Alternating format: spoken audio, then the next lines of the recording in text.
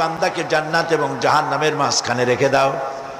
জান্নাত এবং জাহান্নামের মাঝখানে লোকটি যখন থাকার জায়গা পাবে, সে জান্নাতের দিকে তাকায়া দেখবে আর কাঁদতে থাকবে। আল্লাহ পাক জিজ্ঞেস করবেন, বান্দারে যুগের পর যুগ ধরে জাহান্নামে কেঁদেছো, আমি রব্বুল আলামিন জাহান্নাম মাফ করে দিয়া জান্নাত জাহান্নামের মাঝখানে রেখে দিয়েছি, আযাব থেকে তো বেঁচে গেছো, এখন কান্দো কেন? লোকটি বলবে, রব্বুল আলামিন কান্দি এই কারণে, জাহান্নাম থেকে মাফ করেছো, তোমার শুকরিয়া আদায় করি।